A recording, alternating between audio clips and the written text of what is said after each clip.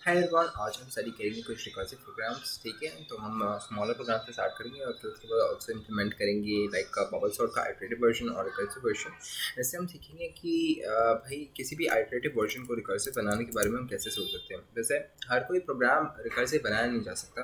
Recursive programme बनाने का खुद का नेचर रिकर्सिव होना चाहिए। Means the program solution must be compose of the sub solutions. Means it must be compose of the solutions to the sub problems. Basically आपका program कैसा होना चाहिए कि आप कुछ ऐसा कर सको कि आपके पास एक सबसे छोटी प्रॉब्लम का सॉल्यूशन हो। ठीक है, आप उन सॉल्यूशंस को कंबाइन करके एक बड़ी प्रॉब्लम का सॉल्यूशन निकाल सको। अगर आपका जो प्रोग्राम या फिर प्रॉब्लम स्टेटमेंट है वो ऐसी है तो वो रिकर्सिव टाइप की है कि मीन्स आप उसको उसमें ही बांट सकते हो।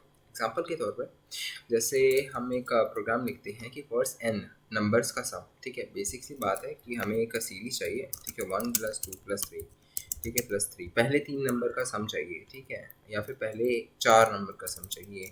ठीक है, या फिर पहले n नंबर्स का सम चाहिए। तो ये वाली सीरीज़ का एक तो हमारा डायरेक्ट सॉल्यूशन होता है। ठीक है, n × n+1/2। ठीक है, इससे आपका डायरेक्ट सॉल्यूशन मिल जाता है इसका ओ 1 की टाइम कॉम्प्लेक्सिटी में।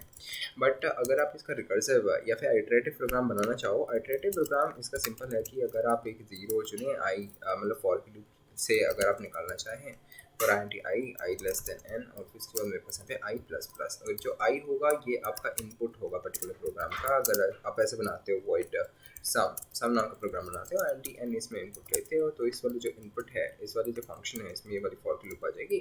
और फिर उसके बाद हम क्या करेंगे कि basically I less than n I plus plus. अब हम क्या करेंगे, एक सम वेरिएबल बना लेते हैं। राइट, मेरे पास यहाँ पे एंटी सम हो जाए एंटी टी टेम्प एक बना लेते हैं। सम नाम का पहले से फंक्शन है तो मेरे पास यहाँ पे टी हो जाएगा। T is equal to t plus what, मेरे पास हो जाएगा i+1 बेसिकली। ठीक है, या फिर हम ये 1 से देखकर less than equal to n भी ले सकते हैं।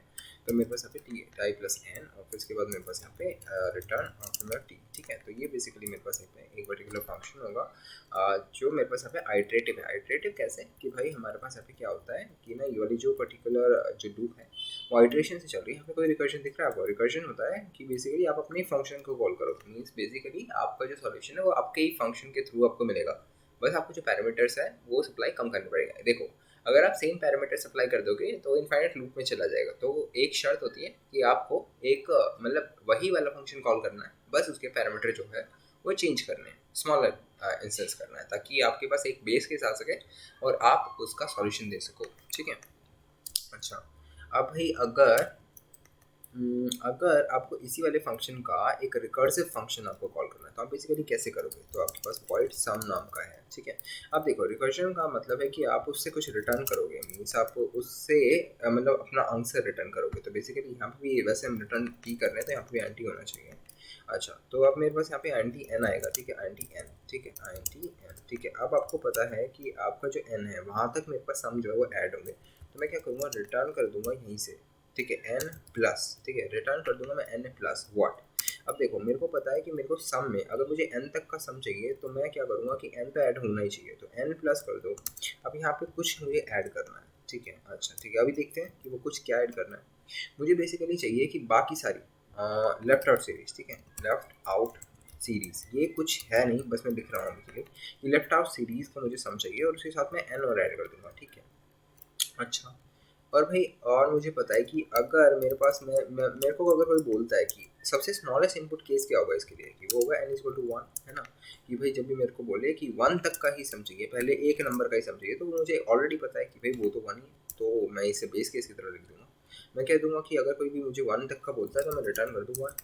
ठीक है, रिटर्न कर दूँ 1। ठीक है, अच्छा, अच्छा, अब मुझे इसके साथ चाहिए क्या था? ठीक है, तो ये हो गया सबसे स्मॉलेस्ट केस। जब भी आप रिकर्सिव फंक्शन लिखें तो उसके बारे में सोचिए कि आपका सबसे स्मॉलेस्ट इनपुट केस क्या हो सकता है, स्मॉलेस्ट प्रॉब्लम क्या हो सकती है आपकी इस वाले पर्टिकुलर सिनेरियो में। तो इस वाले सिनेरियो में स्मॉलेस्ट प्रॉब्लम मुझे जो दिख रही है वो ये दिख रही है कि अगर मुझे एक टर्म का ही सम निकालने को बोलता है तो मैं दूंगा उसका सम है 1। अच्छा, अच्छा, अगर मुझे कोई n टर्म्स का सम निकालने को बोलता है तो मैं बोलूँगा n वाला तो ऐड होगा ही, और साथ में मेरे पास क्या और ऐड होगा, साथ में मेरे पास और क्या ऐड होगा, मेरे पास होगा, या फिर हम इसे इस तरह लिख सकते हैं कि यहाँ पे कुछ ऐड होगा और उसके लास्ट में जाकर मेरे पास यहाँ पे n ऐड हो जाएगा। ठीक है, अब यहाँ पे क्या ऐड होगा, अगर मैं बोलूँ कि मुझे सम करके ला के दो n-1 तक का और उसमें मैं n ऐड कर दूँ तो बेसिकली मेरे पास रिकर्सिव फंक्शन बन रहा है ना, कि मीन्स मेरे को कोई n-1 तक का सम करके ला के दो और मैं n उसमें ऐड कर दूंगा। अब देखो क्या होगा, यही वाला फंक्शन दोबारा से चलेगा, ठीक है, सम दोबारा से चलेगा। अब क्या होगा, ये वाला n-1 यहाँ पे जाएगा, ये वाला तो है वन तो है, तो मेरे पास यहाँ पे क्या होगा कि यहाँ पे n-2 प्लस जो n उस टाइम पे होगा वो होगा n-1, तो इसके आगे मेरे पास आ जाएगा n-1 ऐसे, ठीक है। तो बेसिकली ये रिकर्सिव फंक्शन खुद ही सॉल्व हो जाएगा, और इस टाइप के रिकर्शन को हम कहते हैं टेल रिकर्शन, जिसमें हमारे पास जो रिकर्सिव कॉल है वो बिल्कुल लास्ट में जा रही है। बाकी सारे रिकर्शन भी होते हैं, जैसे इनडायरेक्ट होते हैं, डायरेक्ट होते हैं, और भी काफ़ी सारे टाइप के रिकर्शन होते हैं, बट हाँ ये वाला टेल होता है जिसमें हमारे पास एक कॉल जा रही होती है अपने ही फंक्शन की तरह, जिसमें हमारे पास खुद का ही फंक्शन होता है। दूसरे टाइप के रिकर्शन होते हैं डायरेक्ट, जिसमें आप अपने ही फंक्शन को दोबारा कॉल करो, ठीक है। जैसे आप एक फंक्शन ए है उसके अंदर कहीं पे भी एक अगर अपने आप को कॉल कर दो, ठीक है। और इनडायरेक्ट होता है कि आप दूसरे फंक्शन को कॉल करो, दूसरा फंक्शन आपको कॉल करे, तो ये एक तरह से आपको ही कॉल कर रहा है बट इनडायरेक्टली कर रहा है, तो इसे हम इनडायरेक्ट रिकर्शन कहेंगे। एक और होता है एक्सेसिव रिकर्शन, वो ऐसे टाइप का रिकर्शन होता है कि आपके पास वॉइड सम है और फिर उसके बाद मेरे पास यहाँ पे पैरामीटर्स है, ठीक है, ठीक है, ऐसा कुछ है, आप देखिएगा, ठीक है, जैसे INT A और फिर INT B, ठीक है। अब इसका जो जैसे ही मेरे पास रिकर्शन चल रहा है तो उसमें मैं क्या करूँगा, यहाँ पे इसके पैरामीटर्स में भी कुछ पास कर दूंगा, लाइक A-1 पास कर दूँ, B-1 पास कर दूँ, ऐसे कुछ पास कर दूंगा, ठीक है। और दूसरा मैं कुछ पास कर, या फिर वहाँ भी मैं एक पर्सन पास कर सकता हूँ। तो इसमें मेरे पास पैरामीटर्स के अंदर भी मेरे पास यहाँ पे रिकर्जन कॉल हो रहा है, पैरामीटर्स के अंदर भी मेरे पास रिकर्जन कॉल हो रहा है, इसलिए ये मेरे पास है एक एक्सेसिव रिकर्शन, कि ये इतनी ज़्यादा रिकर्सिव कॉल्स क्रिएट कर देगा कि मेरी मेमोरी क्रैश होने तक का खतरा है, ठीक है। तो ये हो गया। दूसरा एग्जांपल देख लेते हैं। भाई फैक्टोरियल का प्रोग्राम होता है, फैक्टोरियल का प्रोग्राम क्या कहता है कि भाई हमारे पास अगर मुझे 5 का प्रोग्राम फैक्टोरियल निकालना है तो 5 × 4 × 3 × 2 × 1, ठीक है, ये बेसिकली है, ठीक है। तो 5 × 4 × 3 × 2 × 1, ठीक है।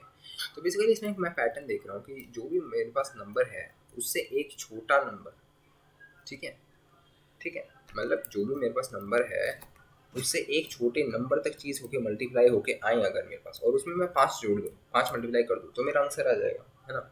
कि मीन्स मैं अगर इसको बांटूँ, ठीक है, कि मीन्स एक एज केस और एक प्रीवियस केस में बांटूँ, कि मीन्स प्रीवियसली मेरे पास यहाँ पे कुछ कोई एक्स फंक्शन मुझे यहाँ तक का मल्टीप्लाई करके दे देगा और मैं उसमें 5 ऐड कर दूँ, ठीक है। फिर इसी के लिए मैं ये करूँगा कि मुझे 4 मल्टीप्लाई करना है किसके साथ, मुझे 3 तक का कोई मल्टीप्लाई करके दे दो, मैं उसमें 4 मल्टीप्लाई कर दूँगा, ठीक है। और भाई सबसे छोटा केस क्या होगा कि अगर मुझे बोले कि 1 का फैक्टोरियल क्या है, ठीक है, या फिर 0 का फैक्टोरियल क्या है, ठीक है, तो मैं बोलूँगा 1 ही है, ठीक है। तो ये मेरे पास बेस केस हो जाएगा। तो अगर मैं इसके लिए एक फंक्शन बनाऊँ, ठीक है, n बनाऊँ, तो फिर उसके बाद मैं बोलूँ कि इफ़ मेरे पास जो n है वो लेस देन इक्वल टू 0 है, ठीक है। मेरे पास यहाँ पे लेस देन इक्वल टू 0 है, या तो वो 0 है या तो वो n इक्वल टू 1 है। लेस देन 0 के लिए कैसे डिफाइन करेंगे, वो तो वही होगा कि मीन्स मेरे पास नेगेटिव और फिर वही सेम नंबर का फैक्टोरियल। तो मेरे पास यहाँ पे 0 या फिर 1 है, तो मैं क्या कर दूंगा, रिटर्न 1, ठीक है। एल्स मैं क्या कर दूंगा, मैं कर दूंगा return n multiply by factorial of n-1, ठीक है। बेसिकली पिछली बार हमारे पास यहाँ पे प्लस था, अब हमारे पास यहाँ पे मल्टीप्लाई है, ठीक है, कि बेसिकली 1 हमारे पास यहाँ पे सबसे लास्ट में आ जाएगा और उसके बाद यही फंक्शन दोबारा से चलेगा, तो यहाँ पे n की वैल्यू की जगह यहाँ पे n-1 मल्टीप्लाई होता हुआ दिखेगा, ठीक है। फिर दोबारा से मल्टीप्लाई होगा तो n-2 होता हुआ दिखेगा, फिर ऐसे डॉट करके कहीं 1 आ जाएगा, तो ऐसे करके मेरे पास ये रिकर्शन चलेगा, ठीक है। अगर इसका ही आइटरेटिव वर्जन निकालना तो बहुत ही सिंपल है, मैं दोबारा से एंटी फैक्ट निकाल देता हूँ, यहाँ पे n जो है मैं इसमें पास कर देता हूँ। मेरे पास यहाँ पे क्या होगा कि अगर एंटी जो मेरे पास यहाँ पे क्या होगा कि फैक्टोरियल की वैल्यू जाएगी 1, बाई डिफ़ॉल्ट लेके चलूँगा, ठीक है। अब फिर उसके बाद फॉर की लूप लगाऊंगा i इक्वल टू 1 और फिर i is less than equal to n, ठीक है। i प्लस प्लस मैं नॉर्मली 1 से लेकर n तक चलाता हूँ इक्वल टू करके, आप 0 से n से लेस तक भी चला सकते हैं, बट कन्फ्यूजन ज़्यादा होंगे उस वाले केस में। अब मेरे पास f इज इक्वल टू, और आप शॉर्ट हैंड नोटेशन यूज़ करें, like f multiply by equal to, ठीक है, मीन्स यूनिट होती है, f multiply by equal to i use करें, तो मेरे पास यहाँ पे रिटर्न करते हैं f। ऐसे करके मेरे पास यहाँ पे आइटरेटिव वर्जन होगा। आइटरेटिव कैसे कि आपके पास इसके अंदर कोई रिकर्शन स्टेटमेंट्स नहीं है, ठीक है। अच्छा, तो ये बेसिकली आपके पास रिकर्शन आ गया है, ठीक है, कि ऐसे आप रिकर्सिव फंक्शन लिख सकते हैं और उसका आइटरेटिव लिख सकते हैं। अच्छा, अब उसके बाद भाई आपके पास एक बबल सॉर्ट का एग्जांपल ले लेते हैं कि भाई बबल सॉर्टिंग की एल्गोरिदम है जिसके अंदर भाई हमारे पास बबल सॉर्ट तो आपको पता ही होगा कि बेसिकली हमारे पास यहाँ पे क्या होते हैं कि सबसे पहले हमारे पास यहाँ पे कुछ एलिमेंट्स होते हैं। फॉर एग्जांपल मेरे पास यहाँ पे 4 5 6 8 9, ठीक है, ऐसे कुछ पर्टिकुलर एलिमेंट्स हैं। आपको क्या करना होता है कि आपको एक एलिमेंट पकड़ना होता है, फिर उसका देखना होता है कि क्या वो हम पर्टिकुलर इस वाली पोजीशन के लिए हम मैक्सिमम एलिमेंट ढूंढते हैं और फिर उसे कम करते जाते हैं। ठीक है, हम इस वाली पोजीशन के लिए मैक्सिमम एलिमेंट ढूंढते हैं और फिर कम करते जाते हैं। तो बेसिकली मेरे पास एक फॉर लूप चलती है जो मेरे पास होती है एंटी, ठीक है, एक फॉर लूप चलती है जो मेरे पास होती है कि भाई कहाँ तक चलना है।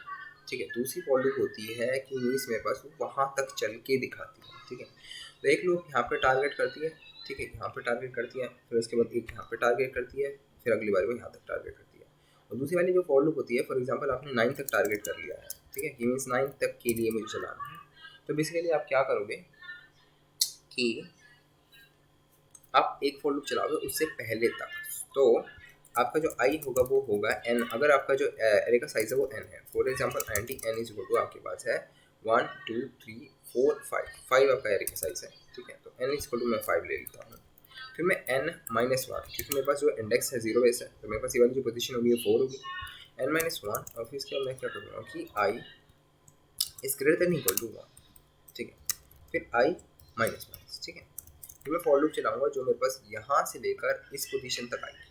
ठीक है, फिर इसके बाद मैं एक और फॉर लूप चलाऊंगा एंटी जे, ठीक है, इक्वल टू व्हाट 0।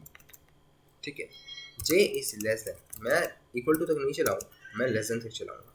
क्यों, अभी बताता हूँ। जे लेस देन आई और फिर इसके बाद जे प्लस प्लस। अब उसके बाद मेरे पास यहाँ पे क्या होगा कि मैं देखूंगा कि ठीक है, अब मैं इस वाले पोजीशन को देख रहा हूँ कि अच्छा क्या मेरा जो 4 है वो 5 से ग्रेटर है। ठीक है, अगर है तो स्वैप करो वरना आगे बढ़ जाओ। ठीक है, तो बेसिकली मैं देखूंगा इफ जो एरे है, सपोज मेरे पास जो एरे है वो ये एरे है। ठीक है,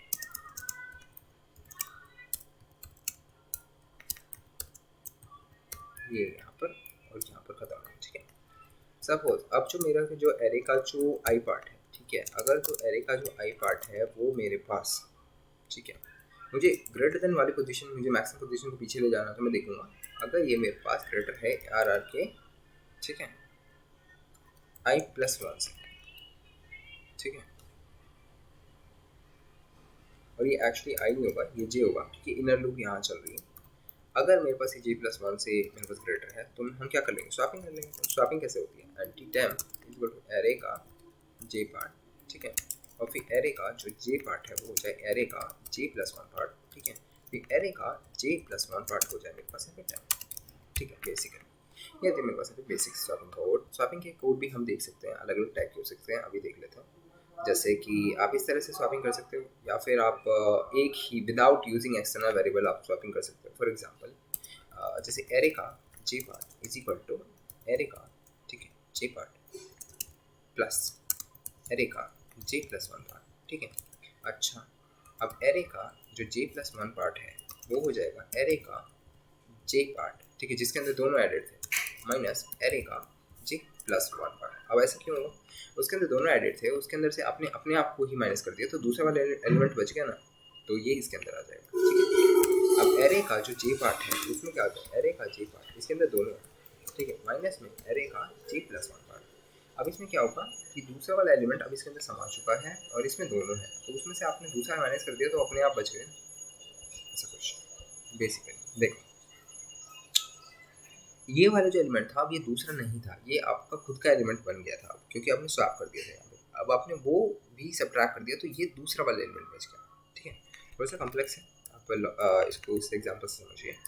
फॉर एग्जांपल आपके पास दो एलिमेंट है 4 और 5, ठीक है, ये ए है, ठीक है, ये बी है, और फिर आपको क्या करना है, स्वैप करना है। तो स्वैप कैसे करोगे, 4 के अंदर आप जमा कर दो 9, ठीक है, 4 के अंदर 5 जमा कर दो 9 हो गया। ठीक है, अब दूसरे स्टेप में आपने क्या करा, जो दूसरा वाला था उसके अंदर आपने क्या करा कि इसके अंदर जो भी जमा था उसमें से आपने अपने आप को सब्ट्रैक्ट कर दिया, तो उसके अंदर बच गया 4। अच्छा, अब तीसरे स्टेप में आपने क्या करा कि तीसरे स्टेप में आपने अपने आप में से वो ही माइनस कर दिया जो कि स्वैप हो चुका था, तो आपके अंदर क्या आ गया 5। तो ओरिजिनल देखो 4 5 थी, अब आ गई मेरे पास 5 4 वैल्यूज। ठीक है, ये बेसिक सा लॉजिक था। ऐसा ही सेम लॉजिक हम मल्टीप्लाई डिवाइड के साथ कर सकते हैं, जैसे यहाँ पे हम कर दें मल्टीप्लाई और यहाँ पे हम कर दें डिवाइड, ठीक है। उससे भी मेरे पास जो है विदाउट यूजिंग एक्सटर्नल वेरिएबल हम स्वैपिंग कर सकते हैं, ठीक है। तो अब एक और चीज़ कि हम इसे थोड़ा सा ऑप्टिमाइज बनाना चाहते हैं, तो हम क्या करेंगे, बूल एक फ्लैग बनाएंगे, ठीक है। बूल एक फ्लैग बनाएंगे जो कि होगा मेरे पास यहाँ पे फॉल्स, ठीक है।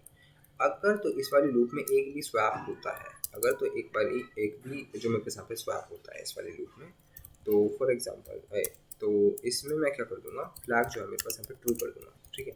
तो मेरे पास यहाँ पे एक भी स्वैप हुआ है, मीन्स अभी भी अनसॉर्टेड था एरे। तो आप क्या करोगे कि भाई ठीक है, यहाँ पे आके चेक कर लोगे इस वाली लूप के बाहर कि भाई कहीं ना कोई स्वैप हुआ है ना। अगर मेरे पास एक भी स्वैप नहीं हुआ है तो ये हो जाएगा मेरे पास यहाँ पे फॉल्स। अगर फॉल्स है तो भाई कर दो ब्रेक, क्योंकि भाई पूरा आपने एरे ट्रेवर्स कर लिया, आपका जो वो एक भी स्वैपिंग नहीं हुई है, ठीक है। पूरा एरे आपने ट्रेवर्स कर लिया, आपकी एक भी स्वैपिंग नहीं है, मीन्स आपका एरे ऑलरेडी सॉर्टेड है। जैसे आप क्या कर दोगे, इसे कर दोगे ब्रेक, ठीक है। तो ऐसे करके आपकी जो है पर्टिकुलर एक बबल सॉर्ट आइटरेटिव है, बबल आइटरेटिव है, एंटी एरे आ जाता है और एंटी एन जो है इसका साइज आ जाएगा। ऐसे करके आप एक पर्टिकुलर फंक्शन लिख सकते हो, ठीक है।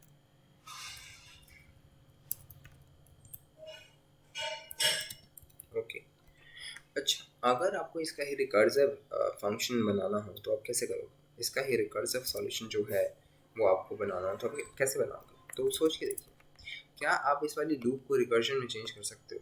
हाँ, क्यों नहीं, क्योंकि देखो आपकी लूप कैसे चल रही है, उसमें ही पैटर्न है, n-1 है, ठीक है। n-1 से लेकर मैं 1 तक चला रहा हूँ, ठीक है। तो क्या हम इसे रिकर्जन बना सकते हैं? तो सोच के देखते हैं, वॉइड बबल, ठीक है। और फिर भाई हम क्या करेंगे,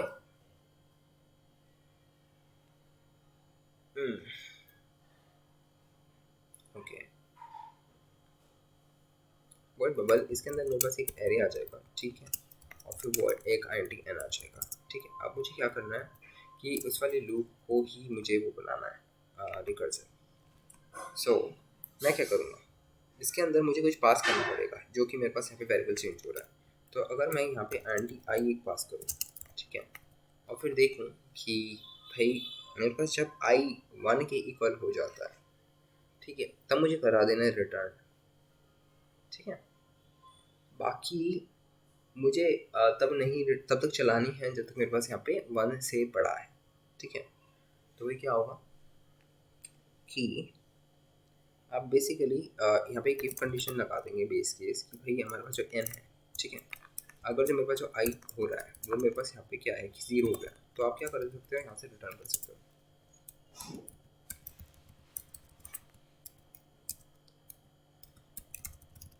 ठीक है। अदरवाइज आप रिकर्सिव केस वगैरह लिख सकते हो, ठीक है, कि भाई कौन से में अदरवाइज आपके पास दूसरे वाले केसेस चलेंगे, ठीक है। और जो कि ये वाली जो अप्रोच है, ठीक है, ये अप्रोच आप अगर यहाँ पे n की वैल्यू, ठीक है,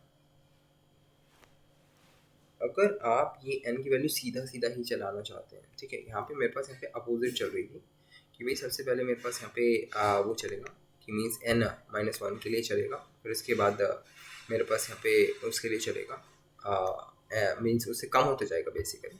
तो अगर कम होते जाने वाला लगाना है तो आप जो रिकर्सिव कॉल है वो आप लास्ट में लगाना, ठीक है। ये बात सोचिएगा कि मीन्स मेरे पास यहाँ पे रिकर्सिव जो कॉल है वो मेरे पास यहाँ पे लास्ट में लगेगी अगर मुझे ऐसी लूप लगानी है कि मीन्स एक वाली वैल्यू आ जाए, उस पर सारा सारा काम हो जाए है, फिर उसके बाद नेक्स्ट टाइम में एक वैल्यू डिक्रीज हो जाए। तो बेसिकली आपकी जो भी वैल्यू यहाँ पे आएगी जो कि n-1 होगी स्टार्ट में, आप क्या करोगे, उसको सबसे पहले काम करा दोगे सारा का सारा, ठीक है। आप ऐसे नहीं करोगे कि आप मतलब चलाते जाओ फिर तब रिटर्न करो जब बिल्कुल ही ख़त्म हो जाए, ठीक है। तो मीन्स बेसिकली अगर आप पहले रिकर्सिव कॉल चलाते हो ना, तो पहले सारी की सारी रिकर्सिव कॉल्स ही होंगी, आपकी वैल्यू 1 तक आएगी और फिर उसके बाद काम होगा, जबकि आप ऐसा नहीं चाहते, आप पहले n-1 ही चलाना चाहते हैं। तो आप क्या करेंगे कि अब जो बेसिक से आपका जो सारा का सारा काम था उसे एज इट इज़ कॉपी कर सकते हैं, ठीक है, या फिर एक और फंक्शन बना सकते हैं अगर आपको सब पूरा ही कंप्लीट रिकर्जन बनाना है तो। वरना आप ऐसे कर सकते हैं कि आप ऐसे करिए, ठीक है, कि बोल फैक्स टू फॉल्स और फिर उसके बाद जे लेस देन जो भी आपका जो आई है वो पास हुआ है जे प्लस प्लस स्वैपिंग वगैरह कर लीजिए, ठीक है। और फिर उसके बाद इसमें इसमें ये ब्रेक नहीं होगा, ठीक है। इसमें बेसिकली हमारे पास रिटर्न हो जाएगा कि अगर आपके पास एक भी स्वैपिंग नहीं हुई है तो बेसिकली आपका एरे सॉर्टेड है, जस्ट रिटर्न, ठीक है। ब्रेक वाइल लूप में था, जब भी हमारे पास फॉर लूप था, ठीक है। आइटरेटिव वर्जन में ब्रेक काम करेगा। यहाँ पे हमारे पास रिटर्न हो जाएगा कि फंक्शन से बाहर चले जाओ, क्योंकि फंक्शन ही आपका आउटर लूप की तरह काम कर रहा है। अब रिकर्सिव कॉल कैसे कॉल करनी है वो आप ध्यान रखिए। बबल है, एरे आपका एज इट इज़ पास होएगा, जो एन है जो कि मेरा साइज है वो एज इट इज़ पास होगा, बट जो आई है वो मेरे पास यहाँ पे -1 पास हो जाएगा, ठीक है। इससे क्या होगा कि नेक्स्ट टाइम जो मेरे पास यहाँ पे आई की वैल्यू आएगी, राइट, आई की वैल्यू जो आएगी वो मेरे पास यहाँ पे 1 कम होगी, ठीक है। इसको कॉल कैसे करेंगे आप? कॉल ऐसे करेंगे, बबल है, ठीक है, फिर उसके बाद मेरे पास अभी एरे पास कर दिया और फिर एन पास कर दिया और फिर n-1 पास कर दिया। n-1 की, क्योंकि आप चाहते हैं कि जो n, ये जो n-1 की है वैल्यू, ये सबसे पहली बार चले, ठीक है। अच्छा, तो मेरे पास पे और कहाँ तक चले, 1 तक चले, इसलिए हमने बेस कंडीशन डाल दी कि आई इक्वल 0 पे हो जाएगा रिटर्न। टाइम कॉम्प्लेक्सिटी की अगर हम बात करें तो सेम होगी, एग्जैक्ट सेम होगी। इसकी भी वर्स्ट केस में n² होगी, इसकी भी वर्स्ट केस में n² होगी, ठीक है। टाइम कॉम्प्लेक्सिटी में कोई चेंज नहीं आएगा। वहाँ पे अगर एक फॉर लूप गायब हो रही है यहाँ पे, तो उसकी जगह मेरे पास कॉल सेक का साइज जो है वो काउंट होगा, तो n×n जो कि n² होगा वर्स्ट केस में। तो ऐसे करके मेरे पास ये जो बबल सॉर्ट है वो काम करेगी। ऐसे ही आप दूसरी वाली जो सॉर्टिंग एल्गोरिथम्स हैं उनको भी कन्वर्ट कर सकते हैं, बेसिकली सिलेक्शन सॉर्ट को भी।